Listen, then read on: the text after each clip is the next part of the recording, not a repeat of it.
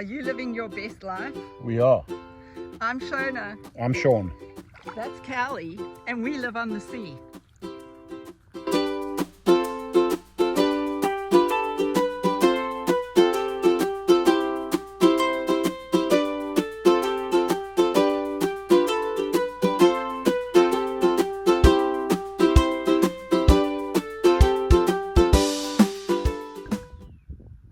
Hi and welcome back. So let's continue with the next part of the saga. So we closed on the boat in the middle of May. Over in Fort Pierce on the east coast of Florida, and We had a trip planned to Europe. we had a trip planned to for Europe, June. and so we decided to have the boat hauled out there and some work done on the hard in the boatyard.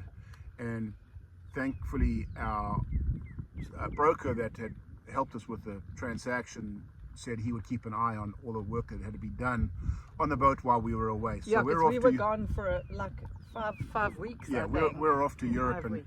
came back, and most of the work on the boat had been done On the outside. on the outside. Outside. We hadn't touched the inside. Oh boy, and that's where we started. So we were driving from Tampa to Fort Pierce Oh my goodness. 3 nights a week, maybe Yeah. 4 nights a week sometimes, and going over and working on the boat because we wanted to get as much, Sometimes even just for the day. to get as much work done there on the boat while they were doing stuff on the yacht. And the engine was being rebuilt, and we were waiting for parts and stuff to rebuild the engine. And they replaced the seacock, remember? Yeah, they replaced the seacock, and so there was a whole bunch of work that was being done. So we And started. all we did there really on the inside was gutting the inside of the things we didn't want. You know, first of all, we threw out probably about 4 dumpster loads. Yeah, the little 20-yard, Those little no, dumpsters. 10-yard dumpsters. Yeah, those little ones in the yard. We threw out like 4 of those of just everything. We Yeah. kept nothing from the inside Yeah, except I mean, its the bones. previous owner had basically kept every spare part probably in the last 20 years that he owned the boat, and said, you know, replace this in 1982 type of thing. Yeah, the and spare had the spare part. And we're Yeah. like, okay, we don't. We I don't mean, need we old need parts. some, but not all of Yeah, them. so we tossed all that stuff out, and then we started working on the boat, and then we had to buy kitchen appliances, and I remember replacing the refrigerator. Oh my God, we had to cut the refrigerator out. The old in refrigerator, the how old they one. get them in there is beyond me, because there is no way without dismantling part of the boat. Yeah, we could not get it. We took the doors off, we took the wheels off, we took everything, every part conceivable off, and we couldn't get it out. So we eventually I ended had to up take a sawzall and cut the refrigerator into 3 parts and take it out and put it in the with dumpster. gloves. It was something else. And then to get the new one in, remember the new one just fitted down through the stairs. Yeah, put And a the- sheet around yeah, it to slide. I mean, through. and literally with, you know, and 16th of an inch if we were lucky, we Yeah. got it through. And then to get it to stand up, we went to go fit underneath the kitchen cabinets and didn't fit. So we took the wheels off, didn't fit. So eventually I had to take We cut the floor. I had to cut the floor. And it dropped in and fitted with, I mean, we cannot swap it out again. Yeah, I don't know how to think. even get it out.